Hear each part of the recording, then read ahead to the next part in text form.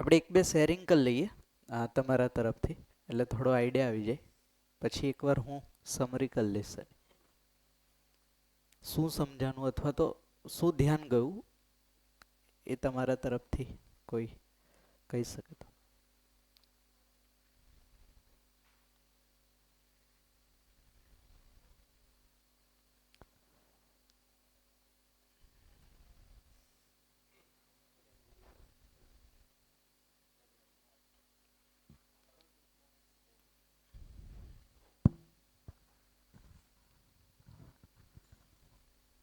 Hello, નમસ્કાર sir. નમસ્તે. પહેલાં સોરી સર, કારણ કે કાલે મારે થોડુંક લેક્ચરોને લીધે હા કડીકના હા, વચ્ચે જવું પડ્યું કઈ છે, વાંધો એટલે છતાં જે હું સમજાવ્યું છે એ પ્રમાણે થોડું. હવે સર, આપણે કાલે જે ચિત્રણ, તુલન અને ચયન આ બધી જે વાતો કરી, એટલે એ ઉપરથી સર હવે થોડુંક અમને એવું ખ્યાલ આવે છે કે દાખલા તરીકે મને કોઈ ઈચ્છા થશે કોઈ પણ વસ્તુ લેવાની, ચાહે કોઈ ઘરનું વસ્તુ લેવાની, મતલબ દાખલા તરીકે મારે કુકર લેવું હશે તો પહેલાં મારા મનમાં એક ચિત્રણ આવશે, એટલે ઈચ્છા થશે, એટલે એક ચિત્રણ હું મારામાં આવશે કે મારે આ કુકર લેવું છે તો કઈ કંપનીનું લેવું, સ્ટીલનું લેવું, એલ્યુમિનિયમનું લેવું, નોનસ્ટિકવાળું આવે છે તો એ લેવું. પછી હું એ વખતે દાખલા તરીકે મને ઈચ્છા થઈ એટલે મારા મગજમાં ચિત્રણ થયું. પછી હું વિશ્લેષણ કરીશ એમ કે લેવું તો કેટલા સુધીનું લેવું, મારા પાસે એમ કે મારું બજેટ હશે એ પ્રમાણે હું વિચારીશ કે આટલા રૂપિયા સુધીમાં મારે લેવું છે તો એટલા રૂપિયા સુધીમાં મને કયું મળી રહે છે, પછી એ પ્રમાણે હું પસંદગી કરીશ. પાછું વળી પાછી તુલન કરીશ કે જે છ દ્રષ્ટિ છે એમાંથી પાછી કે દાખલા તરીકે હું આ કુકર લઈશ તો મને એનાથી કયો લાભ થશે.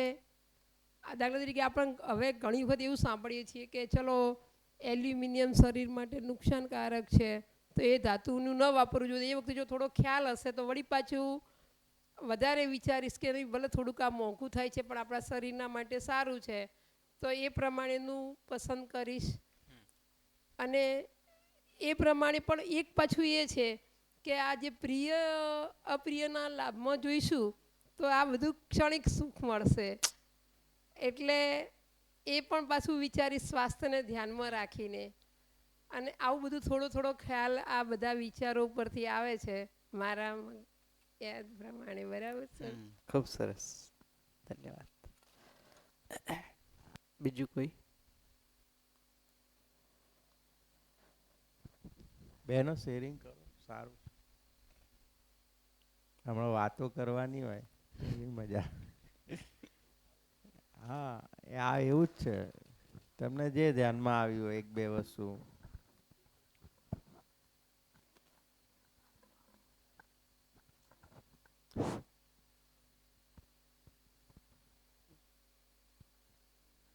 નમસ્કાર. નમસ્તે. ગઈકાલે જે વાત થઈ બરાબર, એમાં એક બે વાતો એવી હતી કે આદર્શવાદ અને ભૌતિકવાદ, એમ એ તમે જે વાત કરી હતી, એટલે કે આદર્શવાદમાં ઈશ્વર કેન્દ્રમાં હતા બરાબર, ઈશ્વર છે, પરિવાર છે, મૂલ્યો છે, એ બધી વાતો હતી. પછી તમે જે ભૌતિકવાદની વાત કરી તો ભૌતિકવાદમાં કેન્દ્રમાં કે ભોગ આવ્યો એમ બરાબર, ભોગ આવ્યો, પછી કુટુંબ, પરિવાર, આ બધું વેરવિખેર થયું બરાબર. પછી તમે વાત કરી કે એમાં તર્ક, તર્ક આવ્યો એટલે ડેવલપ થયો એમ, માણસ તર્ક કરતા શીખ્યું, એટલે કે આમ કેમ એમ, એ પોઝિટિવ વાત હતી. પણ એની સામે એમ કહેવાય ને કે ભૌતિકવાદ બધું કહેવાય ને જે આ બધી વાતો ભરખી ગયો છે એમ, કે અત્યારે એમ કહેવાય ને કે જંગલો છે, પોતાને એમ કે માણસ પોતાના ભોગ ખાતર જંગલો છે, પ્રાણીઓ છે, પાણી છે બરાબર, પછી કહેવાય ને કે વિશ્વાસ છે, આ બધી જે કહેવાય ને મૂલ્યો છે, આ બધું એમ કે ભરખી ગયો એવું લાગે છે. એટલે ભૌતિકવાદ કરતાં આદર્શવાદ થોડો વધારે સારો હતો એવું લાગે છે. કારણ કે શું, ઈશ્વરમાં માનતો હતો માણસ બરાબર, એટલે ઈશ્વરે જે કીધું એ પ્રમાણે વર્તન કરતો હતો, એટલે બધું સિસ્ટમેટિક ચાલતું હતું. પણ ભૌતિકવાદમાં શું થયું કે ઈશ્વરમાં માને ખરી પણ ઈશ્વરે કીધું એ પ્રમાણે વર્તન નથી કરતો, એટલે બધું સમસ્યાઓ ઊભી થઈ. એટલે આ બંને પરથી એવું લાગે છે કે આદર્શવાદ ઘણો સારો હતો એમ. હા, ખૂબ સરસ. તો બેયના અમુક પ્લસ પોઈન્ટ છે અને બેયમાં અમુક ગેપ છે. આદર્શવાદમાં પણ અમુક પ્લસ પોઈન્ટ છે, જેમ અમે વાત કરીએ એ રીતના કે એમાં પરિવારમાં જીવવાની સ્વીકૃતિ હતી, પરિવારનું મોડલ હતું. બટ કેમ જીવવું, કોની સાથે જીવવું, શું કામ જીવવું, એ બધું રહસ્યમાં હતું, એનો કોઈ આન્સર નહોતો. એટલે સારી વાત એ થઈ કે પરિવાર જે બચેલા છે એ આદર્શવાદના કારણે છે.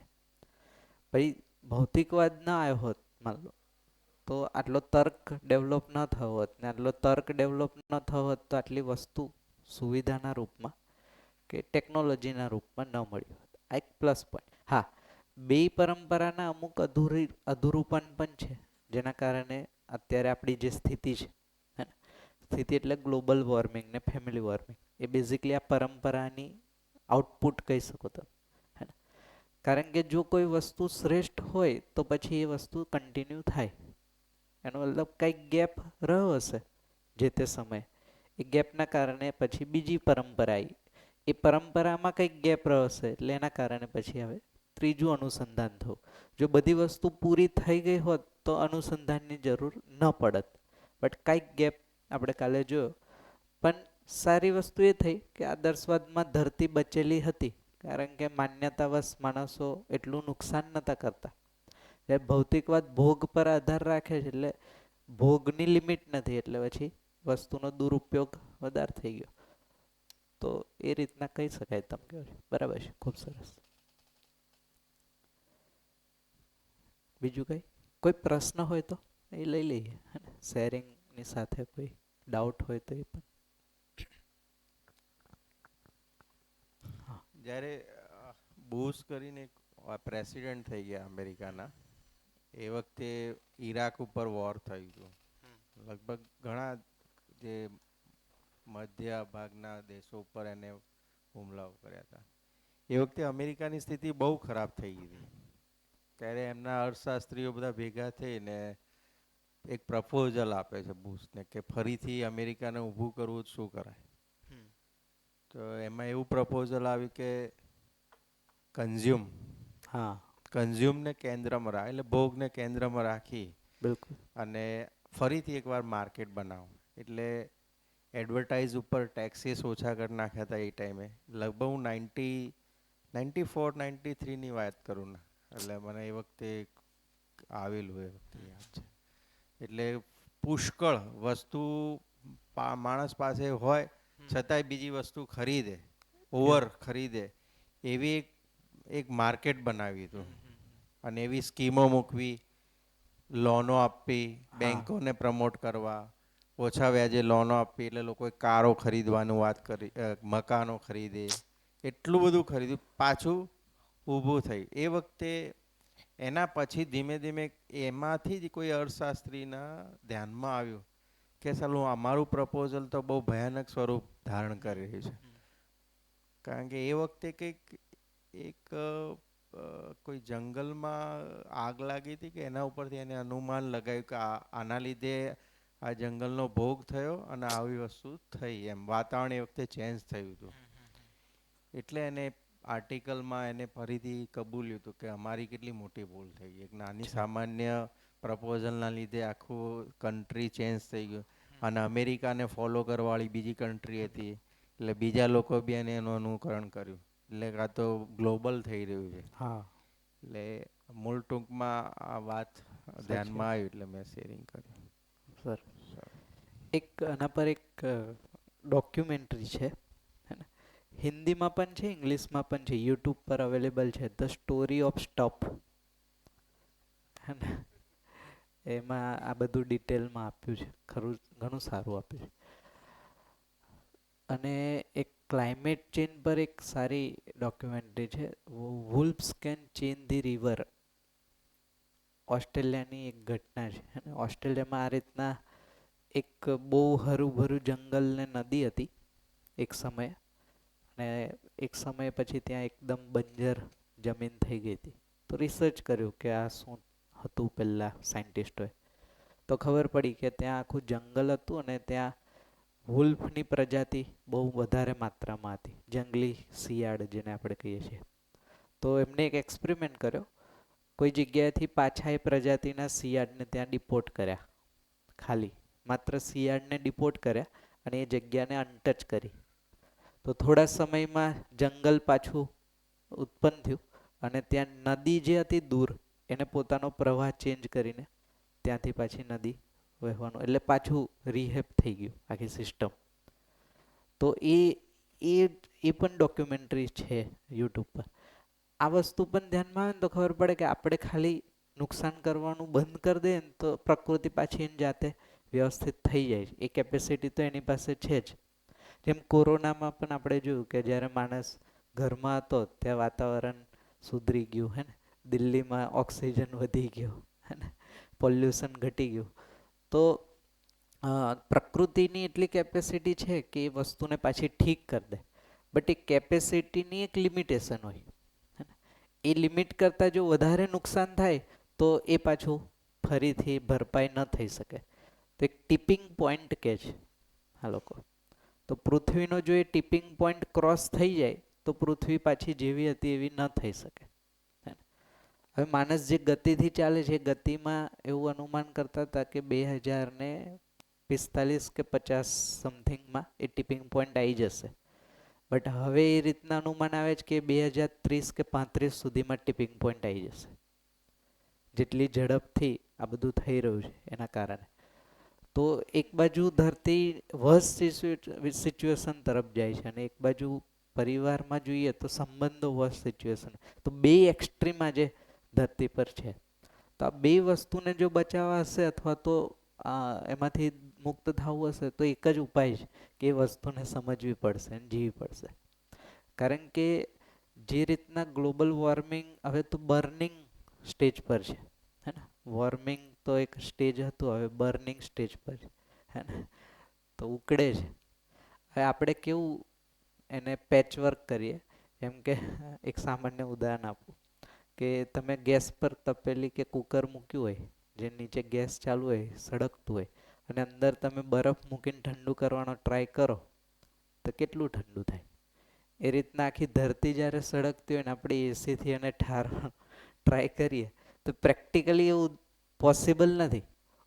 એટલે એ વસ્તુ પોસિબલ નથી થતી. એટલે જેમ જેમ ગરમી વધે ને એમ આખી ધરતીનું સ્ટ્રક્ચર જોઈએ ને તો એક બેઝિકલી ચુંબકીય બળના કારણે ગઠન થયેલું છે, એટલે જકડાયેલી છે સેન્ટરના કારણે. જેટલી ગરમી વધે તમને ખબર હશે જે ચુંબક હોય એને ગરમ કરો ને તો ચુંબકત્વ નાશ પામે, મેગ્નેટિઝમ ખતમ થઈ જાય જો એને ગરમ કરીએ ને તો. તો હવે ધરતી પર એક મોટું મેગ્નેટ છે એવું સમજો. આખી ધરતી એક મોટું મેગ્નેટ છે. જેટલી ગરમ થશે ને એટલું એમાં એ વસ્તુ ચુંબકીય તત્વ અથવા તો મેગ્નેટિઝમ ઓછું થઈ જશે. એવું કહેવાય છે કે અમુક ડિગ્રીથી ટેમ્પરેચર વધારે વધે એટલે નોર્થ અને સાઉથ પોલ જે છે એનું ડિસ્ટન્સ વધી જાય, એટલે ચુંબકત્વ ડાયલ્યુટ થાય. અને એક સમય એવો આવશે કે એ ખતમ થાય એટલે શું થાય, અચાનક આ ધરતી અત્યારે જે ઠોસ દેખાય એ ધૂળ બની જશે, ફાટી અચાનક ધૂળમાં કન્વર્ટ થઈ જાય. હવે આ બધી વસ્તુ ની કલ્પના કર્યા વિના જો માણસ પોતાના માટે જ વિચારીને સુખી થવાના રુચિના આધારે પ્રયત્ન કરે, માન લો કાલે, તો આ વસ્તુ બહુ ઝડપથી થઈ જાય, હે ને. તો ફરીથી એકવાર આપણે જે 5 દિવસનો પ્રયત્ન કરીએ છીએ એ જ છે કે ફરીથી એકવાર આપણા માનસિકતાને રિસેટ કરીને ચેક કરી લઈએ કે આપણે શું કરીએ. તો ભલે ને પછી જેટલું થઈ શકે એટલું, હે ને. એવું નથી કહેતા કે આપણે પૃથ્વી ચેન્જ કરી નાખશું, હે ને. બટ આપણી માનસિકતા ચેન્જ થશે તો એટલીસ્ટ આપણાથી એ મિસ્ટેક જે થતી હોય અજાણતા એ વસ્તુ બંધ થઈ જશે. તો એકવાર હું સમરાઇઝ કરી લઉં, હે ને. એટલે આપણે એકવાર જોઈ લઈએ કાલે શું ચર્ચા થઈ હતી. તો મેઇનલી આપણે જીવન ક્રિયાને સમજવાનું શરૂ કર્યું હતું ગઈકાલે. જીવન ક્રિયા એટલે આપણે વાત થઈ હતી એ પ્રમાણે મારામાં થતી ક્રિયા. તો આ બધી ક્રિયા મારામાં થાય છે. તો જ્યારે પણ સમય મળે આપણને તો આપણે દરેક વસ્તુને જે કરતા હોય, જે નિર્ણય લેતા હોય એને આપણે પોતાનામાં ઓબ્ઝર્વ કરશું ને તો આપણને આસ્વાદન પણ દેખાશે, ચયન પણ દેખાશે, વિશ્લેષણ પણ દેખાશે અને તુલન પણ દેખાશે. તો જેટલી પ્રેક્ટિસ આપણે કરશું ને તેટલી પ્રેક્ટિસથી આપણને આપણામાં થતી ક્રિયાઓ દેખાશે. અત્યારે શું છે, આ બધું થાય તો છે પણ ધ્યાન નથી કેમ થાય છે. જેમ કે ચિત્રન થાય છે, વિશ્લેષણ થાય છે, આ બધું જ 24/7 થાય છે. બટ કેમ થાય છે, કઈ રીતના થાય છે એનું ધ્યાન નહોતું. હવે આપણી પાસે એ વસ્તુ આવી ગઈ તો આપણે આપણા નિર્ણયને ઓબ્ઝર્વ કરી શકીએ ધ્યાનથી કે આ ઈચ્છા ક્યાંથી થઈ. ફોર એક્ઝામ્પલ, સામાન્ય ઉદાહરણ આપું કે બહાર ફરવા જવાની ઈચ્છા થઈ, હે ને, એટલું તો બધાને ખ્યાલ આવે, જે ઈચ્છા થાય માણસને તરત આઈડિયા આવે. તો હવે આપણે શું કરી શકીએ કે ઈચ્છા કેમ થઈ, હે ને, એનો આધાર શું હશે. તો મેં કીધું એ પ્રમાણે આપણે વાત કરી, સદાચાર ક્રિયામાં ચિત્રણનો આધાર તુલન છે, હે ને. તો પછી આપણે જોશું કે આ ઈચ્છા થવા પાછળનું કારણ શું છે, એટલે પ્રિય હિત લાભમાંથી શું વસ્તુ છે, હે ને. પછી ખબર પડશે કે માની લો કે પ્રિય વાળું વસ્તુ ટ્રિગર થાય છે, તો અત્યારે મારામાં જે ચિત્રણ બને છે એ મને એવું લાગે છે કે ફરીને મને મજા આવશે, એટલે આસ્વાદન તો સુખનું જ છે. તો કોઈ ફરીને મને મજા આવશે એવું ચિત્રણ બન્યું. એ ચિત્રણને પૂરું કરવા માટે પછી અમુક વિશ્લેષણો કરશું, ક્યાં જશું, કોની સાથે જશું, કઈ રીતના જશું, હે ને. પછી એમાં જે આપણું રૂટીન હશે એનું પ્લાનિંગ કરશું, અથવા તો એમાં આપણે વસ્તુને ચેક કરશું. તો આખું વિશ્લેષણ કર્યા પછી એક નિર્ણય લઈશું કે આ જગ્યાએ આ તારીખે આની સાથે આ રીતના જાશું. એ જવાનું પછી ચયન એ દિવસે કરશું, અને ચયન કર્યા પછી માની લો આપણે ફરવા ગયા અને ફરીને જો આપણને મજા આવી તો આસ્વાદન આપણું સેટિસ્ફાઈડ થયું અને એ ચિત્રણમાં પાછું સ્ટોર થયું કે આ જગ્યાએ જઈને મજા આવી, અગેન સ્ટ્રોંગ થયું ચિત્રણ. જો ફરીને મજા નહીં આવી હોય તો ચિત્રણમાં એનું એ પણ ઇમેજ આવશે કે આ વસ્તુએ જવાય નહીં, અથવા તો આમાં કંઈ બહુ મજા છે નહીં. તો એ રીતના આપણી મેમરીઝ અથવા તો સ્મૃતિ અથવા તો ચિત્રણ બનતા જશે. તો બહારથી પણ ચિત્રણ બનતા જશે, આપણે પોતાની રીતના પણ ચિત્રણ બનાવતા જશું. તો સદાચાર ક્રિયામાં, આ સદાચાર ક્રિયામાં ચિત્રણ, વિશ્લેષણ, ચયન, આસ્વાદન અને તુલન અડધું થાય છે, હે. તો સદાચાર ક્રિયા,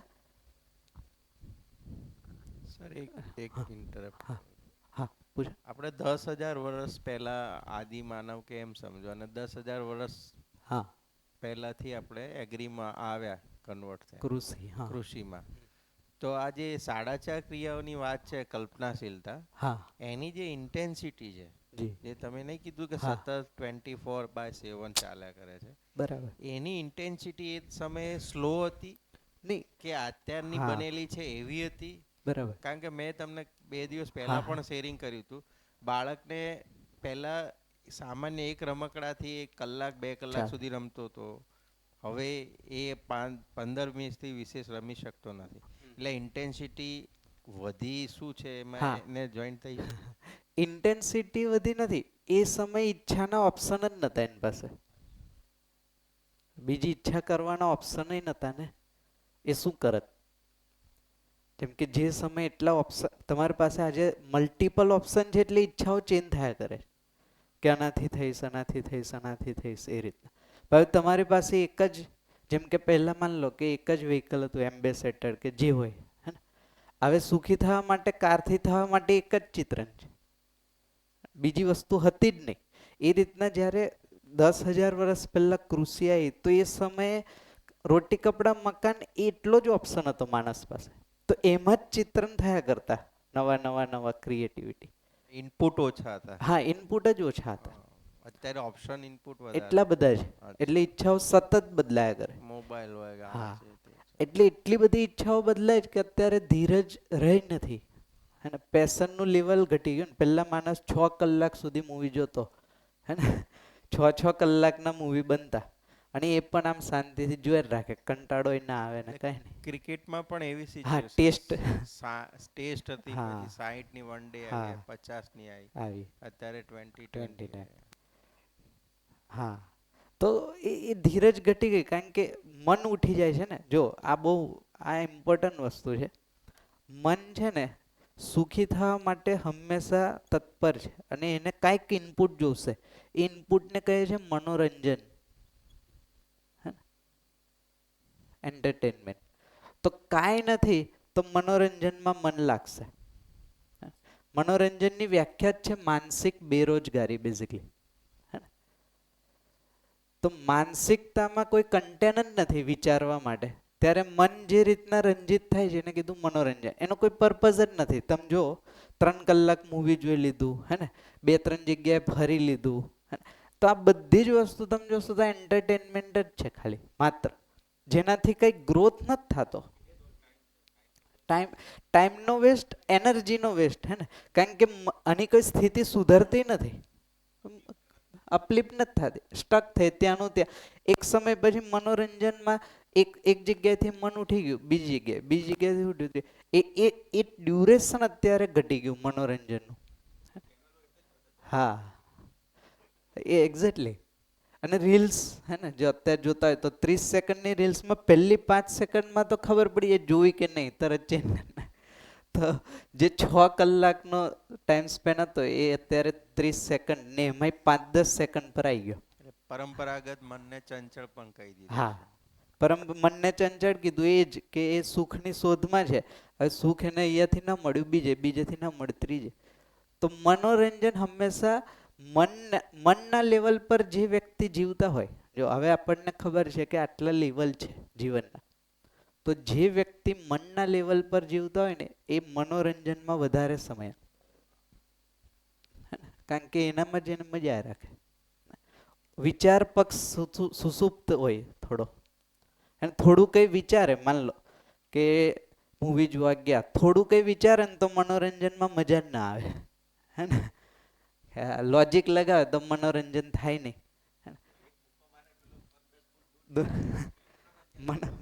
હા, મજા જ ના આવે. જો એને લોજિક લગાવે, ખરેખર વૃત્તિ લગાવે તો એ મનોરંજન રહે જ નહીં, હે ને. એટલે શું કરે, મગજના દરવાજા બંધ કરીને ચિત્ર ગ્રહણ કરે રાખે અને મનોરંજિત થયા રાખે, બસ. હા, આવી સેમ સ્થિતિ. એટલે તમે જોશો તો પશુઓ અને મનથી જીવતા માનવ એ બે ઓલમોસ્ટ સેમ છે એનું જીવન, હે ને. તમે મજા રાખે. જેમ કે એક સામાન્ય ઉદાહરણ આપું, નાનું બાળક હોય ને 6 મહિનાનું, વર્ષનું, તમને એની સાથે ટાઈમ કાઢવાની મજા જ આવે રાખે, કારણ કે એમાં કઈ એવું એ અહીંયાથી જ ડ્રાઈવ થાય છે મનથી. હજી આ પક્ષ એટલો સ્ટ્રોંગ થયો જ નથી, હે ને. એ જ રીતના પશુઓ સાથે રહો ને તમે, તો પશુમાંય તમને એમની સાથે રહેશો મજા, કારણ કે એ આનું જ એક્સપ્રેશન આપશે. એ ગમશે એટલે તમને કેમ પેલું ચાટવા માંડે જીભથી, હે ને. એ જ રીતના બાળક તમને ગમે, તમને જોઈને હસે રાખે, હે ને, તમારી સાથે હક કરે, આ તે. આ મનોરંજન બધા અલગ અલગ ટૂલ્સ છે.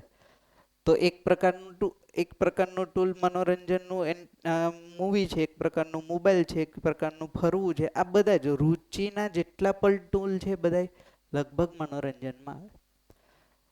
એટલે અત્યારની જે પેઢી છે એની માટે વિચારવા માટે કોઈ કન્ટેન્ટ જ નથી. એટલે મેક્સિમમ જનરેશન મનોરંજનમાં લાગે છે. હવે એની પાસે વસ્તુ જ નથી કે વિચાર કરે, હે ને.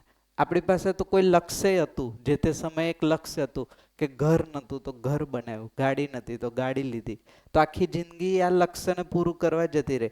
આ જનરેશન પાસે ઘર છે, ગાડી છે, પૈસા, જે વસ્તુ મેળવી એ એઝ ઇટ ઇઝ એને બાય ડિફોલ્ટ મળી ગઈ. હવે શું નવું લક્ષ્ય બનાવશે? તો અત્યારે લક્ષ્યવિહીન માનસિકતા છે. અત્યારે કોઈ એવું કીધું કે ચાલો ફરવા જઈએ, તો એનું લક્ષ્ય બની ગયું ફરવા જઈએ. કોઈ કીધું મૂવી જોવા જઈએ, તો એનું લક્ષ્ય બની ગયું મૂવી જોઈએ. એનું પોતાનું કોઈ લક્ષ્ય જ નથી. એટલે શું થાય, હંમેશા એ ચંચળતા રહે અને મનોરંજિત થયા રાખે, મજા જ આવે રાખે આ વસ્તુમાં, હે ને. અને એ વસ્તુને હવે એક સમય પછી, હવે આ પણ એનું કામ જે રીતના થાય છે, એક સમય પછી મનોરંજનમાંથી બોરિયત તરફ જતું રહે ને મન, બોર થઈ જાય, હે ને, કંટાળો આવે. કેટલું રમવાનું, હે ને. કોઈ સ્પોર્ટ કરતો હોય કેટલું રમવાનું, આવે થાકી ગયા પછી કેટલી ગેમ રમવાની, કેટલું આ કરો. હા, હવે ટાઈમ જતો નથી. એક મસ્ત બુક છે, તમે વાંચજો, ફ્રીડમ એટ મિડનાઇટ, હે ને, અડધી રાત્રે આઝાદી. આપણી આઝાદી પછી એક ઓબ્ઝર્વેશન છે એ બુકમાં લખ્યા છે. આપણે ઇન્ડિયામાં આઝાદી પછી જેટલા રજવાડા હતા એ રજવાડા ખતમ થયા, એટલે કે ડેથ થયું, એ બધાય પાછળ એક કોમન રીઝન ધ્યાનમાં આવ્યું. એમાં લખ્યું છે એ કોમન રીઝન એ હતું કે બધા રજવાડા છેલ્લા કંટાળીને ખતમ થઈ ગયા છે, બોરિયતમાં મરી ગયા છે બધાય. કારણ કે જે એ સમયે ભોગની પરાકાષ્ઠા હતી બધી વસ્તુ એમને ભોગી લીધી. હવે એમની પાસે કંઈ ભોગવા માટે હતું નહીં, તો બોરિયતથી ડેથ થયો છે બધા રજવાડાના જે તે સમય. હવે અત્યારે બધા જ ઘરમાં રજવાડા રાજા જ છે ને બાળકો, આમ જુઓ તો, કારણ કે બધી જ વસ્તુ ઉપલબ્ધ છે નાનપણથી. અત્યારે એટલા માટે અમુક સમય પછી એનામાં તમે વિચારો, તમે તમારી લાઈફમાં ક્યારે બોર થયા હશો? તો એક એજ પછી કદાચ બધું થઈ ગયું ત્યારે કંટાળા જેવું કદાચ આવ્યું નહીં હોય ઘણાને તો, હે ને. હવે અત્યારે તો 5-10 વર્ષનું બાળક એવું કે મેં બોર થઈ ગયો, હે ને, કંટાળો આવે. હવે એને કંટાળવાનું એટલે એનો મતલબ કે એની પાસે કોઈ વસ્તુ જ નથી કે જે વિચારી શકે, જે વસ્તુ એ વિશ્લેષણમાં મૂકી શકે. જો આ જ વસ્તુ, આ ગંભીર સ્થિતિ છે ને, જો આ જ વસ્તુ સસ્ટેન કરી તો આવનારા 5 થી 10 વર્ષમાં ટીનેજમાં સુસાઇડ રેશિયો અચાનક વધી જશે. તો આ વસ્તુ એકવાર આપણે વિચારવા જઈએ એટલે છે કારણ કે આપણે શિક્ષક અને માતા પિતા બેયના રોલમાં છે. ફોર્ચ્યુનેટલી આ સારી સ્થિતિ છે કે માતા પિતા પણ છે અને શિક્ષક પણ છે. તો આપણી પાસે તો રોજ આવા બાળકો આવશે, તો એને ચેનલાઇઝ કરવા પડશે, એને કોઈ લક્ષ્ય આપવું પડશે. કહેવાનો મતલબ, લક્ષ્ય નહીં મળે તો એ અહીંયા સુધી જ રહેશે, મનથી આગળ જતું જ નથી. તો આ સદાચાર ક્રિયા કન્ક્લુડ કરી લઈએ આને, કે જે સદાચાર ક્રિયામાં જે જીવનની સ્થિતિ છે અને એ જીવન જ્યારે શરીરને ચલાવે છે તો એને કીધું ભ્રમિત માનવ, જે સદાચાર ક્રિયાથી જીવતો હોય. પછી જેનામાં 10 ક્રિયા એક્ટિવ છે એને કીધું બેઝિકલી જાગૃત માનવ. જીવન આ જ છે. એક જીવન, જેમ કે જીવનમાં કઈ ફરક નથી પડતો, બટ એક્ટિવિટી ચેન્જ થઈ ગઈ. જેમાં ખાલી સદાચાર ક્રિયાથી જ જીવે છે તે ભ્રમિત માનવ થઈ ગયો. જે માનવમાં 10 ક્રિયા એક્ટિવ છે અને જીવે છે, હે ને, એને કીધું જાગૃત માનવ. આ શબ્દ અથવા તો સમજદાર માનવ. તો સદાચાર ક્રિયામાં બાય ડિફોલ્ટ દરેક માનવ જીવતા જ હોય, હે ને, આ નેચરલ છે. જેવું શરીર ધારણ કરે એટલે ઇન્દ્રિય સાથે કનેક્ટ થાય, ઇન્દ્રિય સાથે કનેક્ટ થાય એટલે ઇન્દ્રિયથી સુખી થવાના પ્રયત્નમાં સદાચાર ક્રિયામાં કોઈ પણ વ્યક્તિ જીવતો હોય. એના અનુસાર એ જીવતા જીવતા જીવતા આવશ્યકતા પ્રમાણે એક નવી નવી વસ્તુઓ ટ્રાય કરે સુખી થવા. તો અલગ અલગ વેરાયટીઝ છે. તો રુચિમાં અલગ વેરાયટીઝ છે, સંબંધોની અલગ વેરાયટીઝ છે, લક્ષ્ય અત્યારે ભ્રમિત લક્ષ્યમાં પણ અલગ અલગ વેરાયટીઝ છે. અહીંયા તમે જોશો કોઈ આઈએએસ છે, આઈપીએસ છે, એન્જિનિયર છે, ડૉક્ટર છે, હે ને, એ રીતના આ બધી વેરાયટીઝ છે લક્ષ્યમાં. કેમ? કારણ કે જેને જે માન્યું હશે એ રીતના ચાલશે.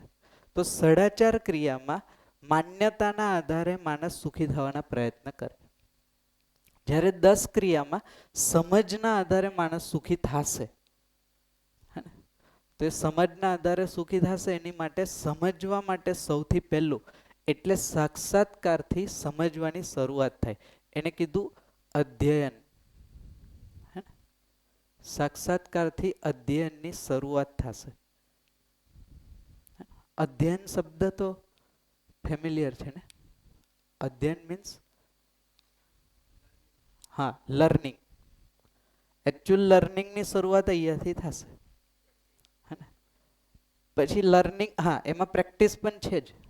અધ્યયનની શરૂઆત અહીંયાથી થશે એટલે એમાં લર્નિંગમાં અંદર પ્રેક્ટિકલ, જેમ કે કોલેજ સ્કૂલમાં કોઈ સબ્જેક્ટ બનતા હોય તો એમાં થિયરી સાથે એનું પ્રેક્ટિકલ પણ હોય.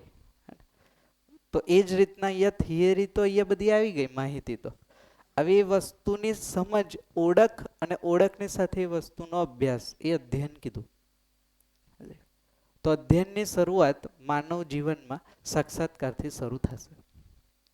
આપણે કાલ વાત કરી હતી એને થોડુંક શોર્ટમાં કહી દઉં તો સાક્ષાત્કાર હંમેશા વાસ્તવિકતાનો થાય. સાક્ષાત્કાર ક્યારેય માન્યતાઓ કે ભ્રમનો ના થાય. ઇન શોર્ટ, જે વસ્તુ અસ્તિત્વમાં નિરંતર છે એ દરેક વસ્તુનો સાક્ષાત્કાર થશે. જે વસ્તુ અસ્તિત્વમાં ચેન્જ થયા કરશે એ ચિત્રણ સુધી લિમિટેડ છે, પછી આગળ નહીં જાય. એમ સામાન્ય ઉદાહરણ આપ્યું હતું કાલ. રૂપ, ગુણ, સ્વભાવ, ધર્મ. રૂપ હંમેશા એક જેવું રહે કે ચેન્જ થઈ જશે? એટલે રૂપની અહીંયા જવાની જરૂર જ નથી. ચિત્રનમાં રૂપ કન્ક્લુડ થઈ જશે. સમ વિષમ ગુણ પણ ચેન્જ થયા કરે છે ને પોતાનામાં. ક્યારેક સમમાં છે, ક્યારેક વિષમમાં છે, એટલે એ પણ ચિત્રણ સુધી સીમિત રહેશે. મધ્યસ્થ ગુણ, સ્વભાવ અને ધર્મ હંમેશા અસ્તિત્વમાં નિરંતર રહેશે. પહેલા પણ એ જ હતો, આજે પણ એ જ છે, ભવિષ્યમાં પણ એ જ રહેશે. તો એ રિયાલિટીઝ એ બધી સાક્ષાત્કારમાં આવશે.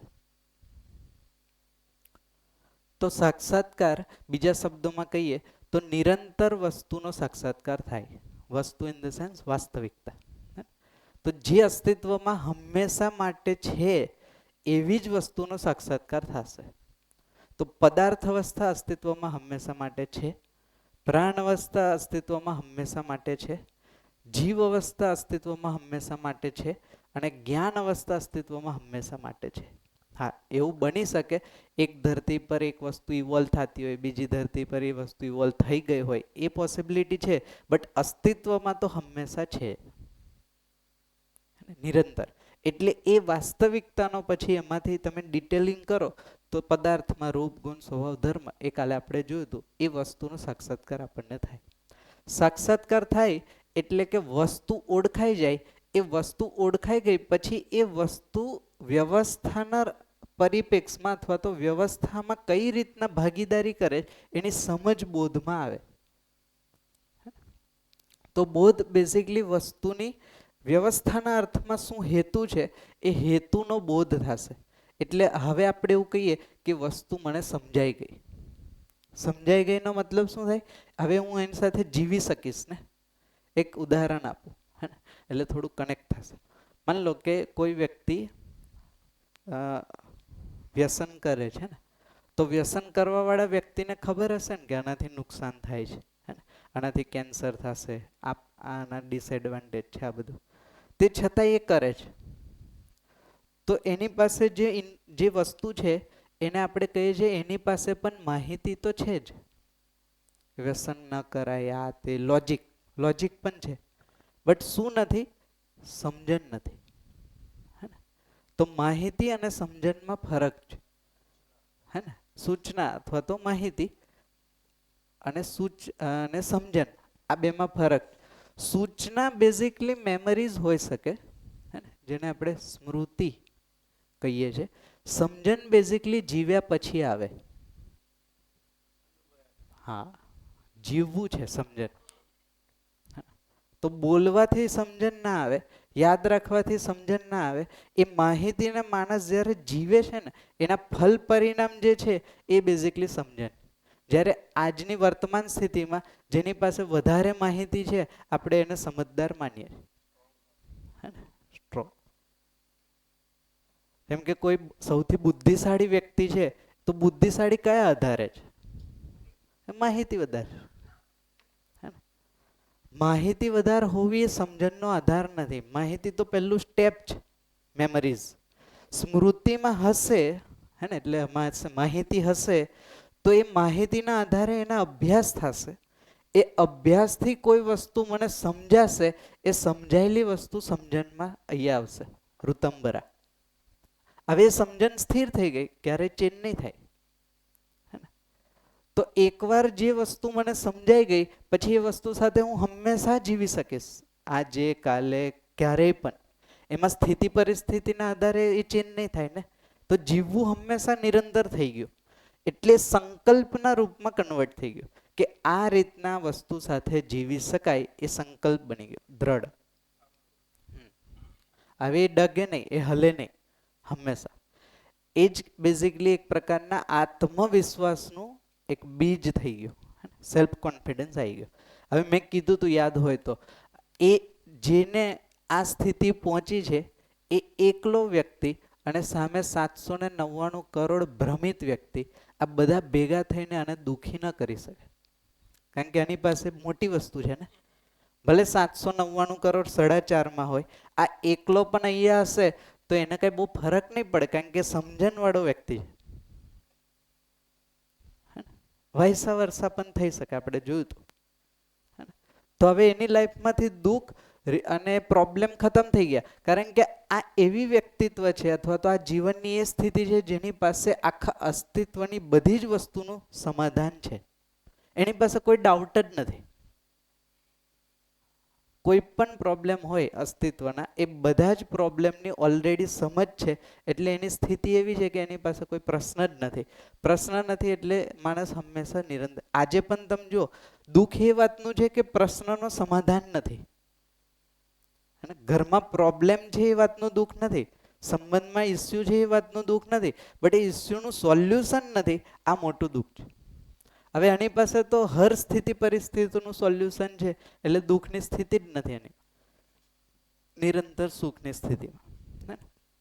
આ રીતના જે વાસ્તવિકતાઓ વન બાય વન ક્રમશઃ સમજાતી જાય, એ વાસ્તવિકતાનો ક્રમશઃ બોધ થતો જાય.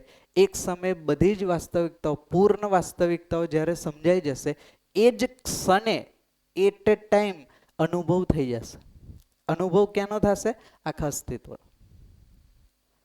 એ જે અસ્તિત્વનો અનુભવ થાય છે, એ અનુભવના આધારે પાછો બોધ થાય, જેને કીધું આત્મબોધ. પરંપરા એક શબ્દ છે આત્મબોધ. આત્મબોધ એટલે બુદ્ધિ આત્માને ઓળખી લીધી કે મારાથી પણ ઉપર, એટલે કે મારાથી પણ ગુરુમાં કોઈ વાસ્તવિકતા છે. એ બુદ્ધિને ખબર પડી. એ ક્યારે ખબર પડે? જ્યારે આત્મબોધ થાય, એટલે કે અનુભવ થાય. એની પહેલા બુદ્ધિને ખબર જ નથી કે આત્મા જેવી વસ્તુ અહીંયા છે. જેમ કે અત્યારે આપણા સદાચાર ક્રિયામાં રહેલા જીવનને એવી ખબર જ નથી કે અહીંયા ચિત્ત બુદ્ધિ જેવી વસ્તુ છે, હોવા છતાં પણ. તો જે લેવલ પર આપણે પહોંચશું એનાથી આગળની સ્થિતિનું આપણને અનુમાન બનશે કે આ વસ્તુ હોઈ શકે. તો જે સમયે અહીંયા પૂર્ણ બોધ થશે, એ જ સમયે બુદ્ધિ આત્માને ઓળખી લેશે અને આત્મા અસ્તિત્વનો અનુભવ કરેલી હશે. એટ એ ટાઈમ સેમ મુમેન્ટે આ ઘટના થાય છે.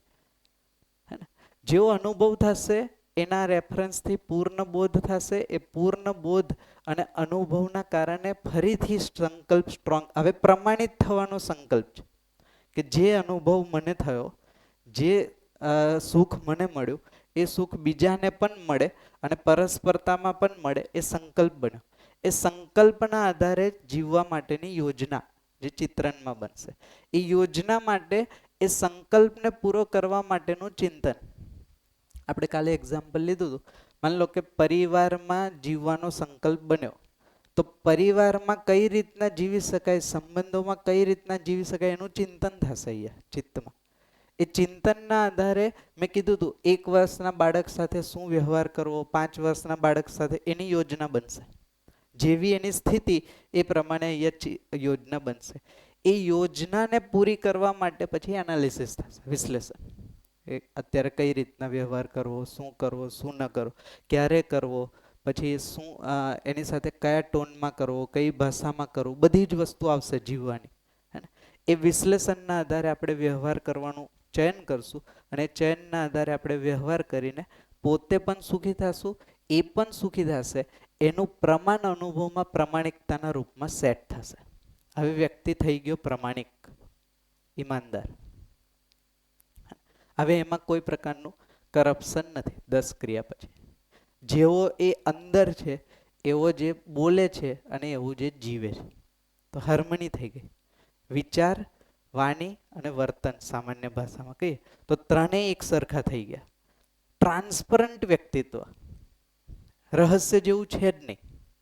આ વ્યક્તિત્વ દરેક જણને એક્સેપ્ટ થાય જ. પોસિબલ જ નથી કોઈ વ્યક્તિ આવા વ્યક્તિત્વનો વિરોધ કરી શકે. કારણ કે સામે દરેક વ્યક્તિને ટ્રાન્સપરન્સી જોતી જ હોય સંબંધમાં. અત્યારે દુઃખ પણ એ જ છે કે અમુક વસ્તુ એવું લાગે છે કે આ કહેતા કેમ નથી, અથવા તો કંઈક છુપાવે છે. હવે જ્યારે આ વ્યક્તિત્વ હોય તો એ જોતું હતું જ અને મળી ગયું. તો એ પ્રમાણિકતા સેટ થશે. એ પ્રમાણિકતા જે જગ્યાએ સેટ થાય જેને આપણે પ્રમાણ કીધું, તો આ પ્રમાણ આપશે જીવીને. પરિવારમાં પ્રમાણ આપશે, સમાજમાં પ્રમાણ આપશે, પ્રકૃતિ સાથે અસ્તિત્વમાં કાર્યથી પ્રમાણ આપશે. તો સુખ અને સમૃદ્ધિનું પ્રમાણ આપશે, જેમાં આ 10 ક્રિયા, જેને જાગૃત માનવ કહીએ છીએ.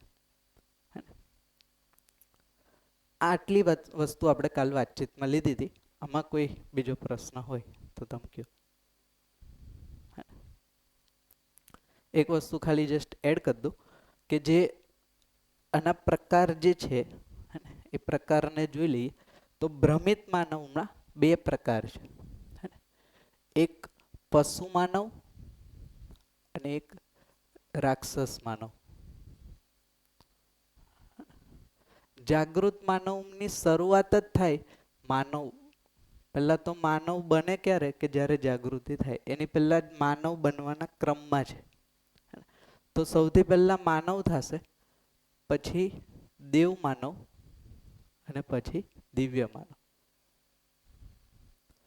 તો પંચકોટી માનવ છે એટલે 5 પ્રકારના માનવ છે. તો શું ડિફરન્સ છે ખાલી જણાવી દઉં. સદાચાર ક્રિયામાં એટલે ભ્રમિત માનવમાં પશુ માનવ છે એનો મતલબ કે દિનહીન છે, પોતાને સુખ બીજા પર ડિપેન્ડન્ટ છે, એને કીધું પશુ માનવ.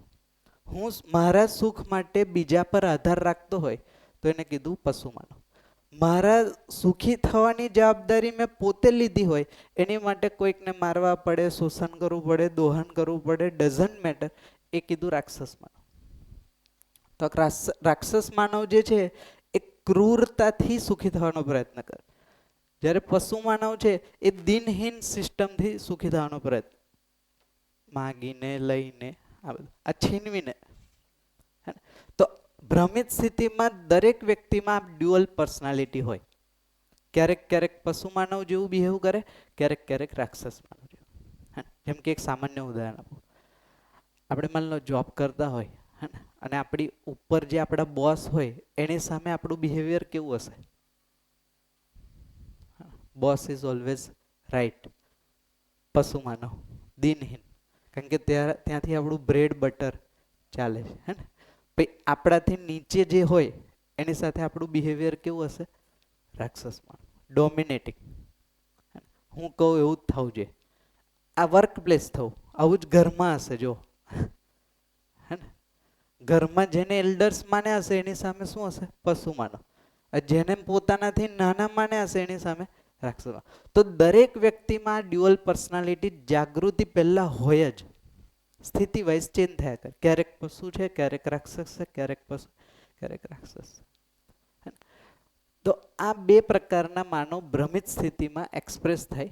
જાગૃતિ પછી 3 પ્રકારના માનવ છે. તો માનવ એટલે બેઝિકલી માનવમાં બીજો કઈ ચેન્જીસ નથી થતો, જવાબદારીમાં ચેન્જીસ છે. તો માનવ જ્યારે કહીએ છીએ તો આ માનવ પરિવારની જવાબદારી લેવા માટે સક્ષમ. જેમ કે પોતે સુખી થઈ ગયો, હવે પરિવારના બધા જ સદસ્યોને સુખી પણ કર્યા અને પરિવારની બધી જ આવશ્યકતાઓ પૂરી કરીને એના કરતાં વધારે છે એ સ્થિતિને કીધું બેઝિકલી માનવ. એની પાસે શું હશે? સુખ અને સમૃદ્ધિ બે હશે. તો હવે પરિવારમાં પ્રમાણ મળી ગયું, હવે એ શું કરશે? નેક્સ્ટ સ્ટેપ સમાજમાં પ્રમાણ આપશે. તો જે સમાજની જવાબદારી લે છે એને કીધું દેવ માનવ. તો દેવ માનવ પરિવારમાં પ્રમાણિત થઈને પછી આગળ જાય, ડાયરેક્ટ નહીં જઈ શકે. પહેલા માનવ પદમાં આવશે, માનવ પદ પ્રમાણિત થશે પછી દેવ પદમાં આવશે. તો દેવ પદમાં જવાબદારી ચેન્જ થઈ ગઈ. હવે એક પરિવાર જવાબદારીમાં નથી, હવે બધા જ પરિવાર જવાબદારીમાં છે. તો ધરતી પર જે માનવ સમાજ છે એ માનવ સમાજ સુખી અને સમૃદ્ધ કેમ થાય એની જે જવાબદારી લે છે એ છે દેવ માનવ. અને દિવ્ય માનવ બેઝિકલી આખા અસ્તિત્વમાં જ્યાં પણ માનવ છે એ બધા જ માનવની જવાબદારી જે લે છે એને કીધું દિવ્ય માનવ. દિવ્ય માનવ, હા. જેમ કે આ પૃથ્વી નહીં, આવી જેટલી પણ પૃથ્વી પર માણસ હશે ને બધા જ માનવના સુખ અને સમૃદ્ધિની જે જવાબદારી લે છે એને કીધું દિવ્ય માનવ. અલ્ટિમેટ સ્ટેજ અથવા તો પદ. પ્રકૃતિ તો આવે જ, પણ જેમ કે આ બધી વસ્તુમાં તમે જોશો તો 3 અવસ્થા તો આ પણ વ્યવસ્થિત 3 અવસ્થા સાથે તો આ જીવે છે. હે ને? તો પ્રમાણ મળશે પરિવારમાં. હે ને? એ રીતના 3 અવસ્થા સાથે જીવશે, પ્રમાણ મળશે સમાજમાં. અને આ પૃથ્વી લેવલ પર છે આખું. તો પૃથ્વી તો સંતુલનમાં થઈ જ ગઈ, માનવ પણ સુખી અને સમૃદ્ધ છે જેટલા પણ છે. તો એ જે જવાબદારી લે છે એને કીધું દિવ્ય. તો જવાબદારીના આધારે અલગ અલગ 3 પદ છે જાગૃત, જેને લખ્યું એ જ છે હે ને? એના પછી હજી નથી પ્રમાણ. એટલે આ વસ્તુને પ્રમાણિત થવામાં હજી વાર લાગશે. જેમ કે દિવ્ય માનવ પદ પર મળી ગયા, પણ પદનું પ્રમાણ ક્યારે મળશે? ત્યારે ધરતી પર બધા જ લોકો જાગૃત થશે, એટલે સમય લેશે ને પ્રમાણમાં. હા છે, સમાજમાં ઘણા લોકોને એ સ્થિતિએ પહોંચાડે એમને, હે ને? અને પરિવારમાં પણ પ્રમાણ છે, એટલે એમનું દેવ પદ પ્રમાણિત થઈ ગયું. દિવ્ય પદ પ્રમાણિત થવામાં હજી સમય લેશે. નહીં, પીજી સુધી પહોંચી ગયા, પીએચડી બાકી છે, હે ને?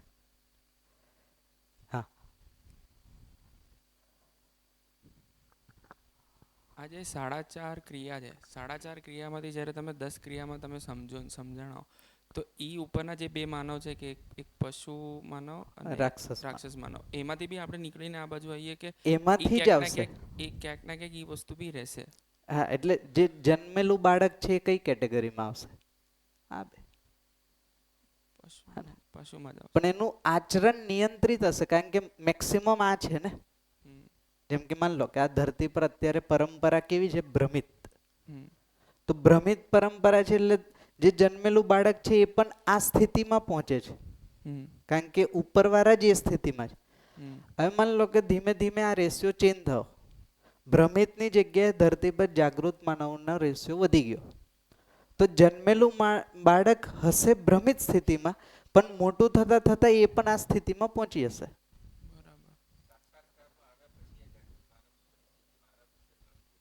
હા, સાક્ષાત્કાર નહીં, અનુભવ પછી. તો મિનિમમ અનુભવ પછી જ માનવ બને. અનુભવ થઈ ગયા પછી પરિવારમાં પ્રમાણ આપે છે એને માનવ કહીએ છીએ, સમાજમાં જે પ્રમાણ આપે છે એને દેવ માનવ, અને પૃથ્વી અથવા તો અસ્તિત્વ લેવલે જે પ્રમાણ આપે છે એ દિવ્ય માનવ. તો સામાન્ય ભાષામાં કહીએ તો માનવ માટે એક પરિવાર છે, દેવ માનવ માટે ઘણા બધા પરિવાર છે, અને આ દિવ્ય માનવ માટે આખું અસ્તિત્વ, બ્રહ્માંડ આખું એનો પરિવાર છે.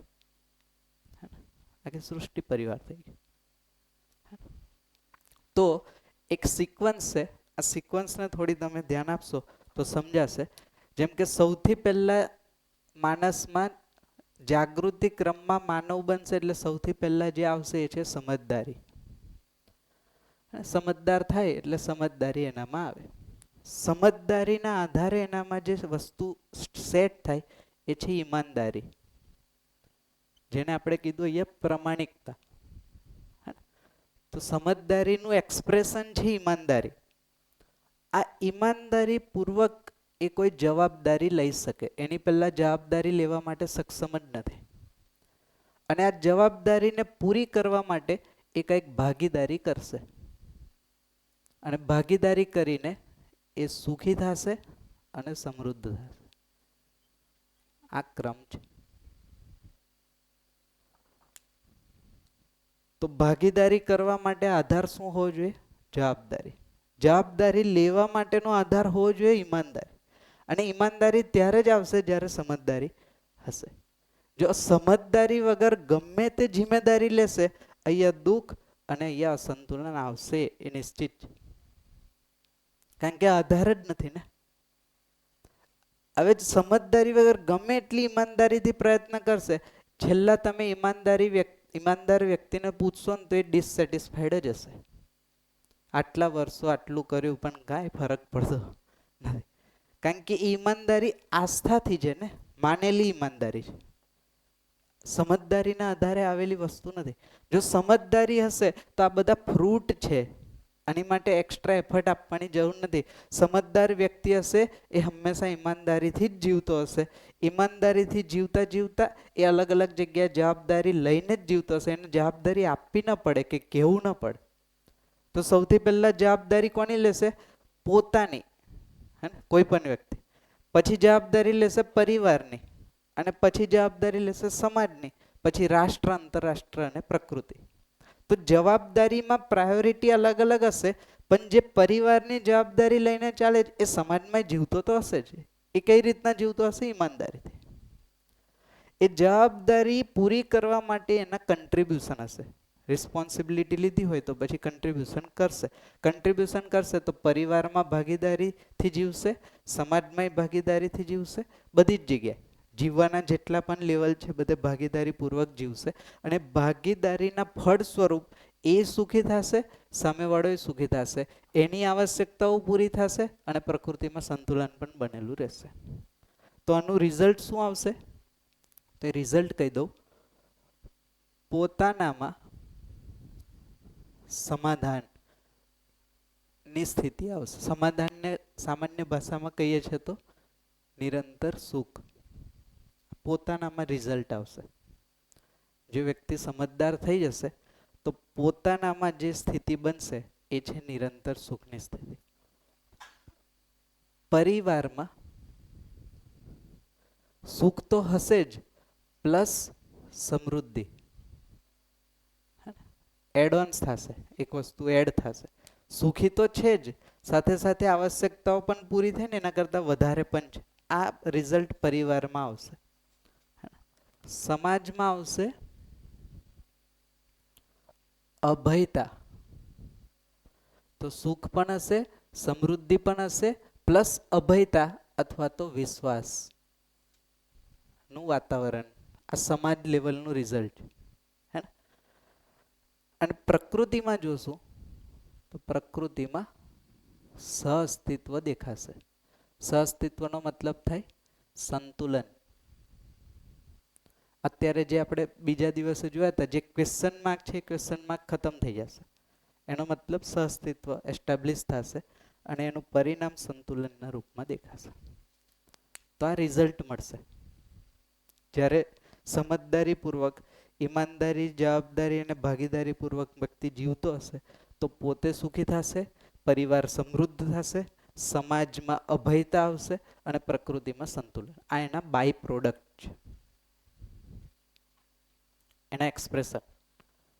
તો કોઈ વ્યક્તિ સમજદાર છે કે નહીં એ ક્રોસ ચેક ક્યાંથી થશે? આ રિઝલ્ટથી. આ રિઝલ્ટથી. તો વ્યક્તિ સમજદાર છે એનું પ્રમાણ મળશે પરિવારમાં સમૃદ્ધિથી. પરિવાર સમજદાર છે કે નહીં એનું પ્રમાણ મળશે સમાજમાં કઈ રીતના જીવે છે. અને સમાજ બરાબર છે એનું પ્રમાણ મળશે ધરતી પર સંતુલન અને અભયતા બે એડ થઈ જશે. ક્લિયર થાય? આ સમજે? આ બધી જ વસ્તુ જ્યારે કમ્પ્લીટ થઈ જાય, આને જ કીધું બેઝિકલી આપણે 2 દિવસથી જે વાત કરીએ, આ 4 વસ્તુ છે પોતાનામાં, પરિવારમાં, સમાજમાં, પ્રકૃતિમાં. આ જ છે જેને સમાધાન, સમૃદ્ધિ, અભય, સહઅસ્તિત્વ અને કીધું માનવ લક્ષ્ય. આ ગોલ છે આપણો. તો સૌથી પહેલા કોઈ પણ વ્યક્તિનો ગોલ શું હશે? સમાધાનિત થવું, સુખી થવું. આ મિનિમમ ગોલ છે. બીજો ગોલ પરિવારમાં સમૃદ્ધિ, પછી સમાજમાં અભયતા અને ચોથો અલ્ટિમેટ ગોલ છે પ્રકૃતિમાં સહઅસ્તિત્વ અથવા તો સંતુલન. તો આ લક્ષ્ય થઈ ગયું, આ માનવ લક્ષ્ય. ક્લિયર થઈ છે? આમાં કોઈ પ્રશ્ન હોય તો કયો.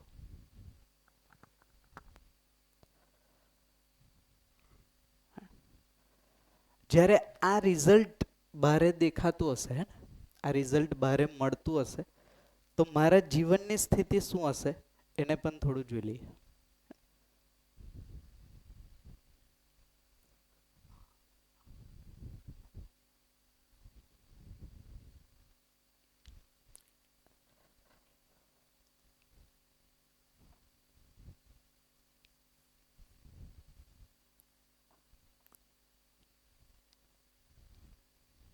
તો જીવનમાં 5 બળ છે, હે ને, જેને કીધું મન, વૃત્તિ, ચિત્ત, બુદ્ધિ અને આત્મા. આની નીચેથી ચાલુ થાય બેઝિકલી શરીર. તો શરીર સાથે જે જોડાયેલું છે એ છે મન. શરીરના સંકેત મન ગ્રહણ કરે અને મનના સંકેત શરીર. શરીર કહીએ છીએ તો અહીંયા મેધસ છે, બ્રેન. આ સિસ્ટમથી માનવ જીવે છે. તો શરીરના સંકેત આત્મા સુધી ન પહોંચે. એક સિક્વન્સ. શરીર મિનિમમ મન સાથે જ જોડાય. એટલે શરીરમાં તથા અપ્સ એન્ડ ડાઉન્સથી મનને મજા આવે, જેને મનોરંજન કીધું. મનોરંજન બેઝિકલી સંવેદનાઓથી આવે. શબ્દ, સ્પર્શ, રૂપ, રસ, ગંધ, આહાર, નિંદ્રા, ભય, પ્રજનન. એનાથી જે મજા છે એ મન લે. ઉપર કંઈ જાતું નથી, એને બહુ ફરક પડતો નથી. બટ ભ્રમિત સ્થિતિમાં શું થાય છે? શરીરના સંકેતથી મન ચાલે. કારણ કે મને અથવા તો જીવન એવું સ્વીકાર્યું છે કે હું પોતે શરીર છું. એટલે શરીર મનને ચલાવે છે. એટલે શું થાય? એકચ્યુઅલી જુઓ તો આ ગુરુ વસ્તુ છે, એટલે મોટી વસ્તુ છે. અને શરીર એનાથી નાની વસ્તુ છે. કારણ કે આ કઈ વસ્તુ છે? શરીર એટલે એક પ્રકારની સ્થૂળ વસ્તુ, હે, સ્થૂળ વાસ્તવિકતા. જ્યારે મન, વૃત્તિ, ચિત્ત આ બધી ગઈ છે સૂક્ષ્મ વાસ્તવિકતાઓ. વાસ્તવિકતા બે પ્રકારની હોય, સ્થૂળ હોય અને સૂક્ષ્મ હોય. તો મન, વૃત્તિ, ચિત્ત આ ત્રણને કીધું બેઝિકલી સૂક્ષ્મ વાસ્તવિકતા. આ સ્થૂળ વાસ્તવિકતા. તો સ્થૂળથી મોટું સૂક્ષ્મ હોય, બટ ભ્રમિત સ્થિતિના કારણે જે મોટું છે ને એને નાનાને પોતાનાથી મોટું માની લીધું. વાત પહોંચે છે? ફરીથી એકવાર. જેમ કે શરીરથી મોટું જીવન છે. તો શરીર બેઝિકલી જીવન પ્રમાણે ચાલવું જોઈએ. જે ગુરુ હોય એ જ નાનાને અથવા તો એનાથી લઘુને ગાઈડ કરી શકે. પણ ભ્રમ શું થયો? મન અથવા તો જીવન એવું માની લીધું કે હું શરીર જ છું. તો શરીરથી જે પણ ઇનપુટ આવે છે ને મન એક્સેપ્ટ કરી લે છે.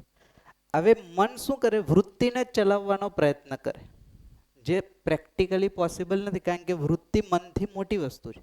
જો સમજો, શરીરથી મોટું મન, મનથી મોટી વૃત્તિ, વૃત્તિથી મોટું ચિત્ત, ચિત્તથી મોટું બુદ્ધિ અને સૌથી મોટું આત્મા. મોટું કહીએ છીએ તો સૂક્ષ્મ કહેવાય, હે ને?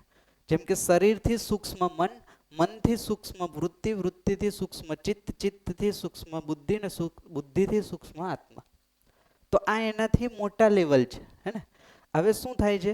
શરીરના સંકેત ગ્રહણ કરીને મન વૃત્તિને ચલાવવાનો પ્રયત્ન કરશે. વૃત્તિ ડોમિનેશન, મન વૃત્તિ પર ડોમિનેટિંગ કરે ને એટલે વૃત્તિ એને નકારે. આ એક્સેપ્ટેબલ નથી. એ જે નકારે છે એનું પરિણામ જે આપણામાં આવે છે એ છે દુઃખ.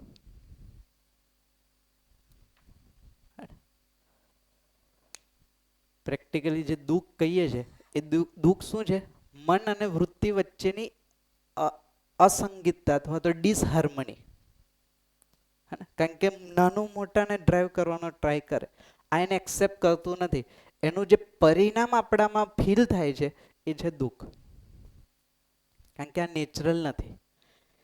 હવે ભ્રમિત સ્થિતિમાં આ વસ્તુ કન્ટિન્યુ થાય. વૃત્તિ પણ શું કરે? ચિત્તને ચલાવવાનો ટ્રાય કરે. જ્યારે ચિત્ત એનાથી મોટી વસ્તુ છે. અત્યારે શું થાય? જો વૃત્તિ એટલે કે તુલન ચિત્રને ચલાવવાનો પ્રયત્ન કરે છે 4.5 ક્રિયામાં. જ્યારે આ વસ્તુ તો મોટી છે એનાથી. એટલે જે ડિસહાર્મની ઊભી થઈ, એ ડિસહાર્મનીના કારણે જે પરિણામ આવે છે એ બેઝિકલી છે અશાંતિ.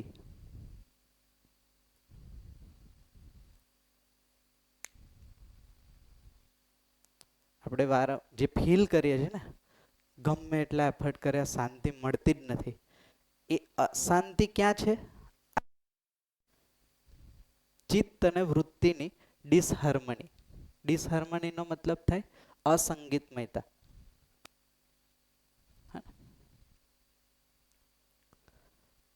એ જ રીતના ચિત્ત બુદ્ધિને ઓળખતું નથી કે બુદ્ધિ જેવી પણ વાસ્તવિકતા છે, મારાથી મોટી પણ કઈ વસ્તુ છે. એટલે શું કરે? ચિત્ત એની મનમાની કરે. એટલે ચિત્રન, ચિત્તમાં અત્યારે ચિત્રન છે, આ નથી. તો ચિત્રન શું કરે? પોતાની રીતના ચિત્રન બનાવી રાખે આધાર વગર, એટલે પોતાને મોટું માન લે. હે ને? એના કારણે ચિત્ત અને બુદ્ધિ વચ્ચે હંમેશા સંઘર્ષ, કહેવાનો મતલબ એક પ્રકારની ડિસહાર્મની. એ ડિસહાર્મનીનું પરિણામ છે અસંતોષ. એટલે આખી લાઈફ ચિત્રન પર કામ કર્યા પછી, અલગ અલગ લક્ષ્ય પૂરા કર્યા હોવા છતાંય at the end of life dissatisfaction, અસંતોષ બનેલો રહેશે. કારણ કે અહીંયા સંઘર્ષ છે અંદર. હવે બુદ્ધિને તો આત્માનો કોઈ અનુભવ જ નથી, એટલે અહીંયા કોઈ વસ્તુ ખબર જ નથી. અહીંયા સુધી આખી લાઈફને તમે ચેક કરશો તો at the end of 78 years આ પરિણામ દેખાશે. અસંતોષ. અસંતોષ છે તો અશાંતિ છે જ, અશાંતિ છે તો દુઃખ છે જ. ગુરુમાં લઘુ સમાયેલું હોય તો સૌથી નાનું દુઃખ, એનાથી મોટું દુઃખ એટલે અશાંતિ, અને એનાથી પણ મોટું દુઃખ એટલે અસંતોષ. પહોંચે છે વાત? સમજે છે? હવે જોઈએ બીજી વસ્તુ. જો માણસ સમજદાર થઈ જશે તો શું પરિણામ આવશે? હે ને? તો સમજદાર થઈ જાય તો આ સિક્વન્સ જેવી નેચરલ છે એવી થઈ જાય. નેચરલ છે એટલે મન શરીરને ચલાવશે, વૃત્તિ મનને, ચિત્ત વૃત્તિને, બુદ્ધિ ચિત્તને અને આત્મા બુદ્ધિને. આ સિક્વન્સ નેચરલ છે. ગુરુ લઘુને ગાઈડ કરે, ગુરુ લઘુને ગાઈડ કરે. તો હવે જે પરિણામ આવે છે, તો મન અને વૃત્તિ વચ્ચે સંગીતમયતાથી જે અનુભવ થાય છે એ છે સુખ, જે નિરંતર છે. તો બેઝિક વસ્તુ છે સુખ. એ જ રીતના ચિત્ત અને વૃત્તિ વચ્ચેના સંગીતથી જે પરિણામ મળશે એ છે શાંતિ, પીસ ઓફ માઇન્ડ, જેને આપણે સામાન્ય ભાષામાં કહીએ. અને બુદ્ધિ અને ચિત્તથી જે બુદ્ધિ અને ચિત્તની જે હાર્મની છે, એટલે બુદ્ધિના સંકેત ચિત્ત ગ્રહણ કરે ને એના પ્રમાણે આગળ જાય, એને કીધું આપણે સંતોષ. આ સેટિસ્ફેક્શન આપશે. અને બુદ્ધિ જ્યારે આત્માને ઓળખી લે છે, હે ને, અને આત્માના સંકેત પ્રમાણે જ્યારે જીવે છે, તો એને કીધું આનંદની સ્થિતિ, અલ્ટિમેટ સુખ. સુખમાં પણ અલગ અલગ ક્વોલિટીઝ છે. તો મિનિમમ નિરંતર સુખ જે ક્યાં મળશે? આ મળશે ક્યાં? તો મનમાં. શાંતિ ક્યાં હશે? વૃત્તિમાં. સંતોષ ક્યાં હશે? ચિત્તમાં. આનંદ ક્યાં હશે? આત્મામાં. અને આત્મા અસ્તિત્વનો જે અનુભવ કરે છે, એ અનુભવ કારણે આત્માની જે સ્થિતિ છે એ છે પરમ આનંદ.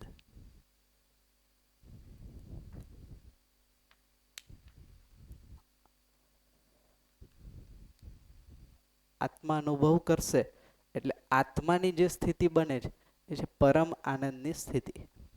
હવે આનાથી કઈ વિશેષ છે નહીં, એટલે આનાથી મોટું સુખ હવે કઈ બાકી રહેતું. તો આ અંદરની સ્થિતિ છે, બહાર આ પરિણામ આવશે. હે ને? તો જ્યારે સુખ કહીએ છે તો સમાધાન બરાબર સુખ. પરિવારમાં સમૃદ્ધિ બરાબર શાંતિ, સમાજમાં અભયતા બરાબર સંતોષ, અને પ્રકૃતિમાં સંતુલન બરાબર આનંદ. તો સુખ, શાંતિ, સંતોષ, આનંદ. આ રીતના બારે સમાધાન છે તો અંદરની સ્થિતિ સુખની છે. પરિવારમાં સમૃદ્ધિ છે તો મારી સ્થિતિ શાંતિની છે. સમાજમાં અભયતા છે તો મારામાં છે સંતોષ, અને પ્રકૃતિમાં સહઅસ્તિત્વ છે તો મારામાં છે આનંદની સ્થિતિ. પહોંચે છે વાત?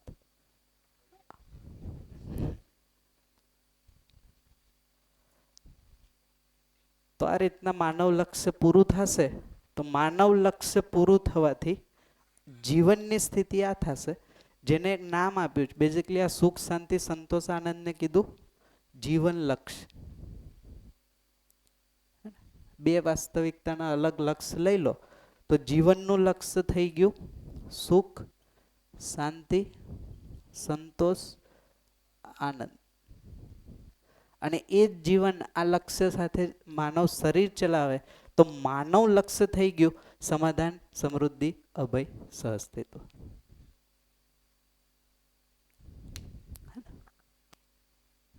તો એક જીવન લક્ષ્ય છે એટલે આ મારું લક્ષ્ય છે. અને આ મેં જ્યારે શરીર ચલાવું છું તો આ શરીરનું લક્ષ્ય છે. તો શરીર લેવા પાછળનું લક્ષ્ય સમાધાન સમૃદ્ધિ અભય સહઅસ્તિત્વ છે. અને એનાથી મારામાં જે બનશે એ સુખ શાંતિ સંતોષ આનંદ, જે મારું લક્ષ્ય છે. અલ્ટિમેટલી મારે તો સુખી જ થવું છે, હે ને? હવે સુખ પહેલા સમાધાનથી મળશે, પછી એનાથી મોટું સુખ સમૃદ્ધિથી મળશે, એનાથી મોટું સુખ અભયતાથી મળશે, અને સૌથી મોટું સુખ અસ્તિત્વના સહઅસ્તિત્વ એટલે સંતુલનથી મળશે, આનંદ. તો આપણે વાત કરી હતી માનવ જે સુખની સ્થિતિમાં હોય એનાથી વધારે સુખની અપેક્ષામાં હંમેશા હોય જ. તો સુખી થઈ ગયેલું જીવન શાંતિની અપેક્ષામાં હશે જ, શાંતિમાં રહેલું જીવન સંતોષની અપેક્ષામાં હશે જ, અને સંતોષી જીવન આનંદની અપેક્ષામાં હશે. એટલે આ કાર્યક્રમ નિરંતર ચાલશે.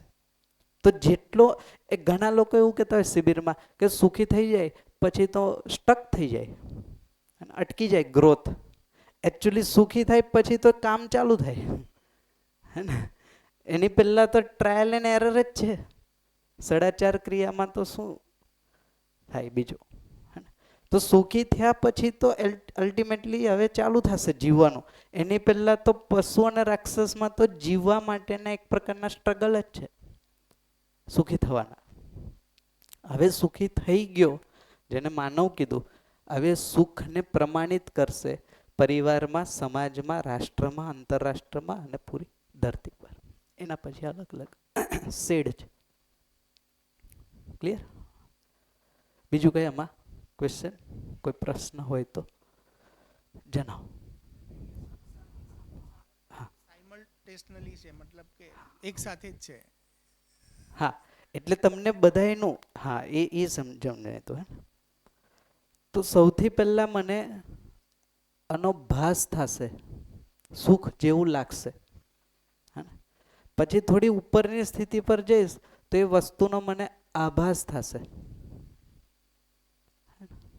સામાન્ય સ્થિતિમાં કહીએ જેમ કે મેં અહીંયા દૂરથી મને ત્યાં એવું લાગે કે ત્યાં પાણી જેવું કંઈક છે.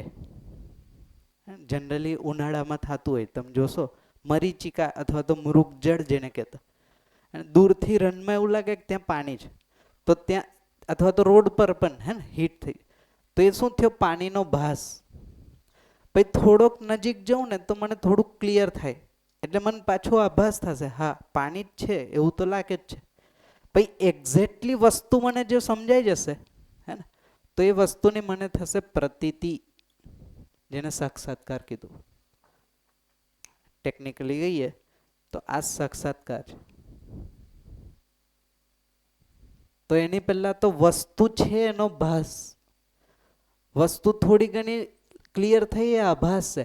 તો આજે માનવ જાતિનું આખું જીવન વાસ્તવિકતાના ભાસ આભાસથી જ ચાલે છે, લગભગ. વાસ્તવિકતા કાં તો ભાસમાં છે કાં તો આભાસમાં છે. પ્રતીતિ સુધી હજી પહોંચ્યા એટલે વસ્તુ સમજાની નથી, કહેવાનો મતલબ. ત્યાં જાય ત્યાં ઓળખીએ તો ખબર પડે ને પાણી નથી કે પાણી છે, વોટેવર.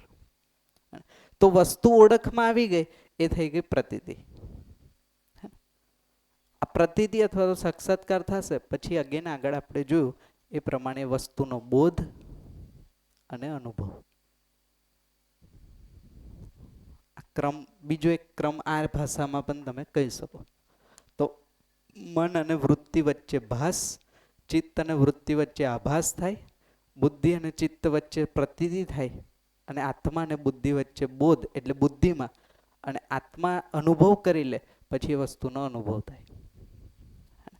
તો મનમાં ભાસ, વૃત્તિમાં આભાસ, ચિત્તમાં પ્રતીતિ, બુદ્ધિમાં બોધ અને આત્મામાં અનુભવ. આ બીજી ભાષા. હે ભાસ અને આભાસ વચ્ચે ડિફરન્સ છે ને? ડિફરન્સ શું છે? હા, જેમ કે ભાસ ટોટલી અનુમાન છે, માન્યતા, જેનો કોઈ આધાર જ નથી. હે ને? ખાલી મેં માની લીધું કે આવું છે. ભાસ, આભાસમાં તર્ક છે, વિશ્લેષણ છે. મૂળમાં જોશો તો જેમ કે માન લો કે એ દૂરથી મને પાણી દેખાણું, મેં માની લીધું પાણી છે. પછી થોડુંક નજીક જઈને મેં એને એનાલિસિસ કરું છું ને, ત્યાં જો લિક્વિડ જેવું પણ છે, હે ને, વરાળ પણ નીકળે, તો આ કયો પક્ષ થયો? વૃત્તિ એડ થઈ ગઈ. તો એ ભાસ વધારે સ્ટ્રોંગ થયો, જેને કીધું આભાસ. અંદર તુલના થશે, હે ને, બહારે મને વસ્તુનો આભાસ થશે, હજી વસ્તુ ઓળખાય નહીં, ખાલી આભાસ થઈ ગયો. હે ને, પાણીનો આભાસ થયો માણસને, એટલે જેટલો આભાસથી પણ થોડું ઘણું ડીલિંગ તો થઈ જાય. હે ને, બટ જ્યાં સુધી આખું પાણી વસ્તુના રૂપમાં નહીં સમજાય ત્યાં સુધી એ વસ્તુ સાથે જીવવાનું પૂરું નહીં થાય. એટલે આભાસમાં શું થયું કે હા, આ જેમ કે એક ઉદાહરણ પાછું પાણીનું જ લઈએ, કાલે વાત થઈ હતી. એટલે જેમ કે નાનું બાળક હોય, હે ને, નાના બાળક રોતું હોય ને તો માતા પિતા એને પાણી આપે, તો બાળક માટે પાણીનો ભાસ શું થયો? તરસ છીપાવવાળી વસ્તુ. આ બાળક માટે ભાસ થઈ ગયો. પછી થોડુંક ભણે ગણે, પાણીને સમજે, H2O લેવલ પર જાય કે પાણી એટલે H2O, હે ને, એનાથી આગ પણ બુઝાવી શકાય, ગંદકી પણ સાફ કરી શકાય. એ પાણીનો આભાસ થયો. હવે પાણી સાથે ડીલ કરશે પોતાની તર્ક લગાવીને. આમાં તર્ક નથી. ભાસ એટલે બેઝિક વસ્તુ લઈ લીધી ડાયરેક્ટ, મેં માની જ લીધું તરત જ કે ત્યાં પાણી છે, આ ભાસ થઈ ગયો. પછી મેં પાણી, કોઈ મને એવું પૂછે તમે પાણી જેવું કયા આધારે કહેશો, ત્યારે જે મેં એનાલિસિસ કરું છું એ આભાસ છે.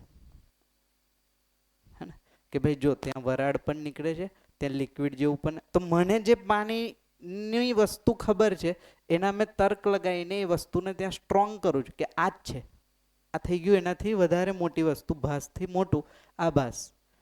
પણ હજી વાસ્તવિકતા સમજાની નથી, તર્ક લેવલ પર જ છે બધું જ.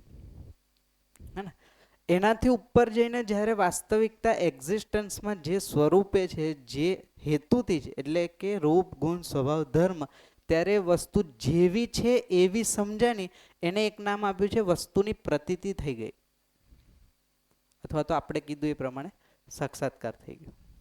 હવે આમાં ડાઉટ નથી, આ વસ્તુ સમજાઈ ગઈ, આ વસ્તુ મનાઈ ગઈ. આટલામાં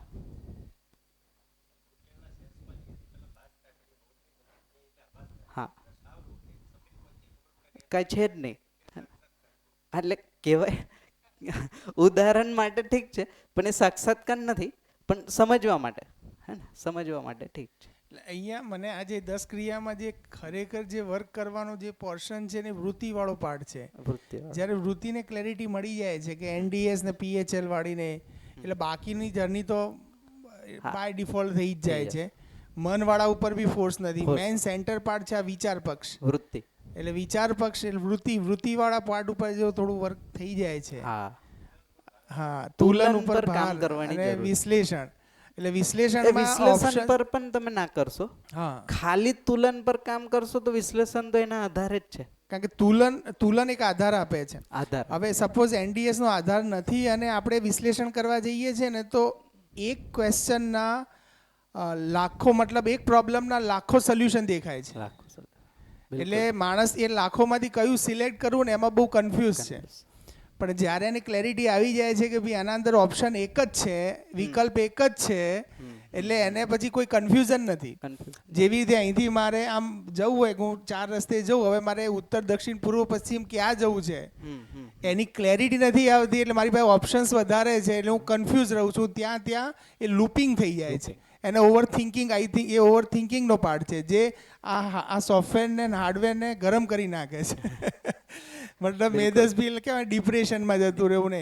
બાકી એની પાસે ક્લેરિટી છે કે આ જ થાય ને આ માટે જ થાય, બસ. એટલે ક્લેરિટી આવી ગઈ એટલે બધું સ્મૂથલી રન થવાનું શરૂ થઈ ગયું. એટલે વાય અને હાઉ આ ક્લેરિટી છે. વાય એટલે વસ્તુ શું છે અને હાઉ એટલે કઈ રીતના વસ્તુ સાથે જીવવું. આ બે પ્રશ્નો સમાધાન આવી ગયું પછી તમે કહો છો એ રીતના ફરી પછી કોઈ પ્રોબ્લેમ જેવું છે નહીં. હા મને કહેજો. હા કે સાધુ સંતો જ્યારે ચિત્ત ટાઈમ થાય ત્યારે આમ જોવા જઈએ સાધુ સંતો તો પરિવારમાં કે બહાર તો આવતા જ નથી, સમાજમાં તો જનરલી આવતા નથી. હા એ અલગ જ રહે છે. તો એ ચિત્ત સુધી જ એમનું તો બની રહ્યું છે. એને સારી રીતના કેવું હોય હા. તો દરેક માનવ સુખની શોધમાં તો છે જ અને સુખી થવું છે એ મિનિમમ છે. તો કોઈકે સુખી થવાનો રસ્તો એ અપનાવ્યો છે. હા ને? તો એ તો રસ્તો છે ને, હજી સુખી ક્યાં થયા? તો કોઈને એવું લાગે છે કે આ બધાથી છૂટીને આ પદ્ધતિથી સુખી થવાશે એટલે ત્યાં એફર્ટ કરે છે. કોઈકને એવું લાગે છે કે અહીંયાથી સુખી થવાશે તો કોઈક પરિવારમાં એફર્ટ કરશે. કોઈને એવું લાગે છે કે સમાજ સુધરી જશે ને તો સુખી થઈ જવાશે તો એ વ્યક્તિ તમે જોશો તો સમાજમાં એફર્ટ કરતો હશે. અને કોઈકને એવું લાગતું હશે કે ના આ અત્યારે પૃથ્વી બચી જશે ને તો બધા સુખી થઈ જશે તો તમે જોશો તો એની પ્રાયોરિટી પ્રકૃતિ હશે. અને જો કોઈકને એવું લાગે કે સુવિધા હશે તો જ સુખી થશે તો એની પ્રાયોરિટી સુવિધા હશે. તો સુખી થવા માટે દરેક વ્યક્તિએ કાંઈક ને કાંઈક માન્યું જ હશે. એ માનવાનું એક એક્સપ્રેશન છે જે તમે કહો છો કે જે અત્યારે આમાં નથી આવતું. એ પોતાના માટે જ એફર્ટ કરે છે હજી તો. હા, તે પોતાના માટે જ એફર્ટ કરે કે કાંઈક રસ્તો મળી જાય. હે ને? એકલો જઈને આ કરીને બીજું કરીને ત્રીજું કરીને. એટલે આમાં ગેપ એ દેખાય છે જે સતીશભાઈએ વાત કરી. હા. તો એ પોતે સંન્યાસનું જીવન જીવે છે. એક એક્ઝામ્પલ તરીકે લઈએ હા. કે મતલબ વૈરાગ્ય જે ગણીએ મતલબ તો એમને જે પ્રકૃતિની ડિઝાઇન છે જે સહજીવન પતિ પત્ની પછી સંતતિ આગળ વધારવી એ મોડલમાં નથી. એટલે મોડલમાં નથી એટલે કેવું થાય છે કે આજે દાખલા તરીકે મારું બાળક છે તો સત્સંગમાં જાય તો મને ગમે છે, પણ જો એમ કે ભાઈ મારે હવે સાધુ થઈ જવું છે તો એ મને નથી ગમતું. મતલબ આ બી દ્વંદ્વ આવી જાય છે, આ બી ક્લેશ થઈ જાય છે. મતલબ જેનાથી પ્રેરિત થઈએ છીએ એના જેવું નથી થવું. એટલે પરિવારનું મોડલ જે છે એ જ બેસ્ટ છે કે જેને પરિવારમાં તો જીવવું જ છે ને એવો શ્રેષ્ઠ પરિવાર મળે છે એટલે મલ્ટીપ્લાય થવાની પ્રમાણિત થવાની સંભાવનાઓ વધશે.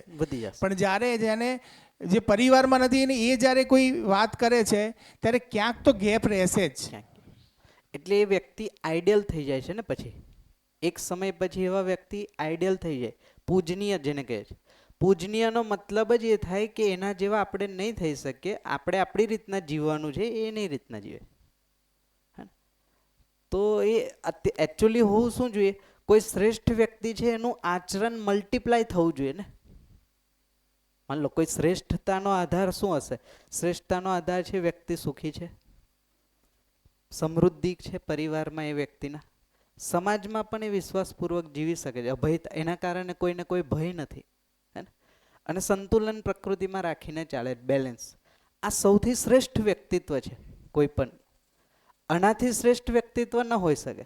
હવે માન લો કે હું આ વ્યક્તિત્વના રેફરન્સમાં પોતાને જોઉં છું તો મને એવું લાગે કે મારા તો અંદર હજી તો અંતર્ધ્વન ચાલે છે. ઇટ મીન્સ હું તો સુખી નથી. તો મારી માટે શ્રેષ્ઠ વ્યક્તિ જે આઈડિયલ થઈ ગયું તો હું શું કરીશ?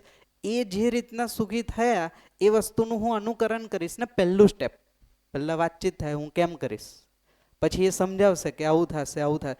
એ વસ્તુનું અનુકરણ કરતાં કરતાં એ વ્યક્તિના સપોર્ટથી હું સુખી થઈશ, પછી હું સમૃદ્ધ થઈશ. તો મોડલ મલ્ટીપ્લાય થશે ને.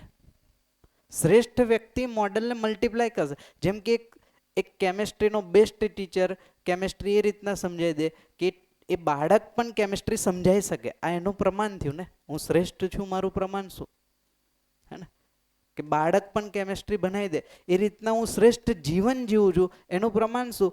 મારી સાથે જે જીવે છે એ પણ બીજાને સમજાવી શકે કે આ રીતના, કારણ કે એ જીવતો થઈ જાય ત્યાં સુધી તો નહીં મળે, ક્યાંક ગેપ રહેશે. હા,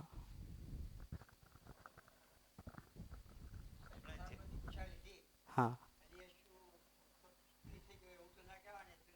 સુખની શોધમાં લીધી, સુખની શોધ. જેમ કે એ વ્યક્તિ એનાલિસિસ કર્યું કે અહીંયા તો ક્લેશ છે, કંકાસ છે, હે ને? અહીંયા પણ અત્યારે બહુ કામ કરવા જેવું નથી અને આ વસ્તુ એના હાથમાં નથી, તો એની પાસે શું ઓપ્શન રહ્યો? આ સિસ્ટમને છોડીને બીજી કઈ સિસ્ટમમાં જોવું, ચેક કરું કે સુખી થવાય જ કે નહીં. હા, બીજો રસ્તો. હવે જે બીજા રસ્તાની વાત કરી એની અંદર આપણી પાસે અત્યારે સમાજની અંદર સાધુ સંતો, મોટિવેશન સ્પીકરો આ બધા હોય. જી, આપણે જનરલી સાધુ સંતો કે જે પણ આપણે વ્યાસપીઠ ઉપર બિરાજમાન જેને આપણે એક રિસ્પેક્ટ આપીએ છીએ એ લોકોને આપણે અનુસરીએ છીએ, બરાબર?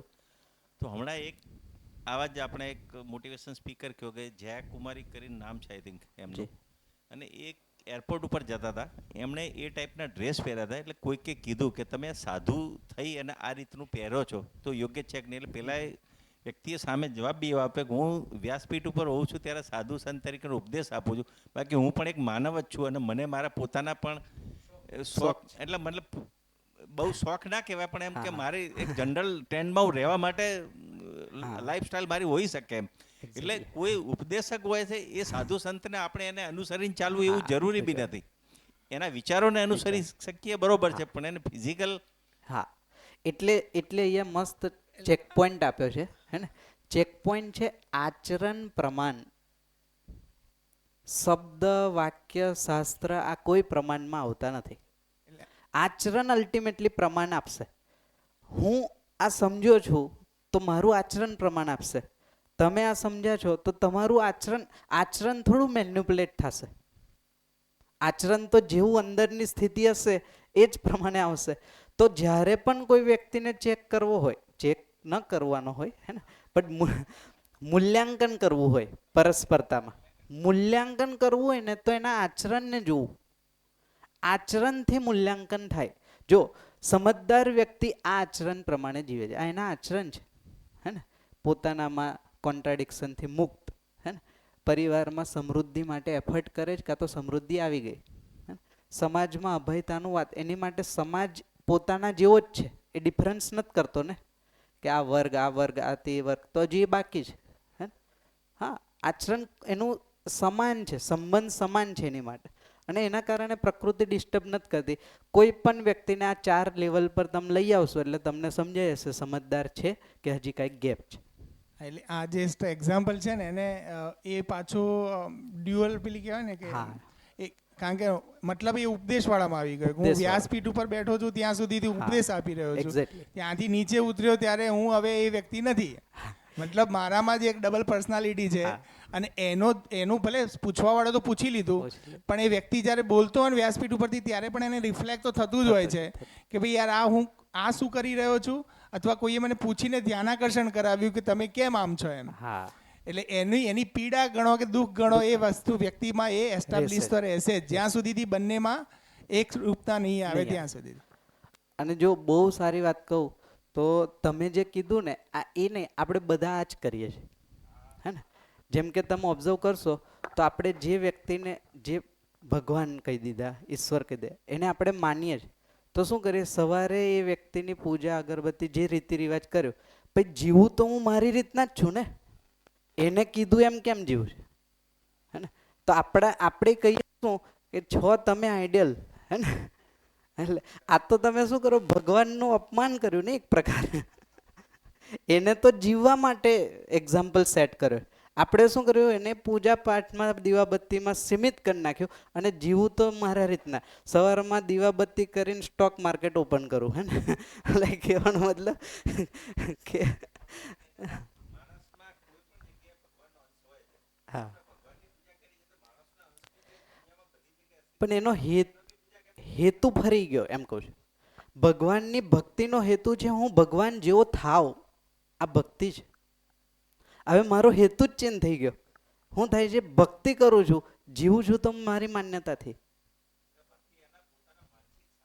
હા, ભયથી. ભક્તિની ડેફિનેશન છે ભયથી મુક્તિ, હે? ભયથી મુક્ત ક્યારે થશે? જ્યારે એ શ્રેષ્ઠ બિહેવિયરમાં આવશે. એના સિવાય તો કેમ ભયથી મુક્ત? ક્યારેય નહીં થાય.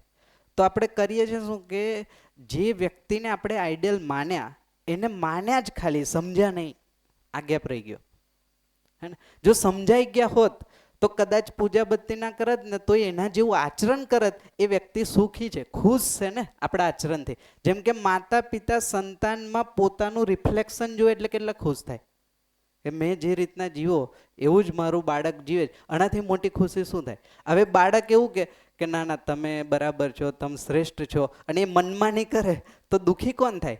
માતા પિતા. કારણ કે એને એવું તો કીધું નતું ને.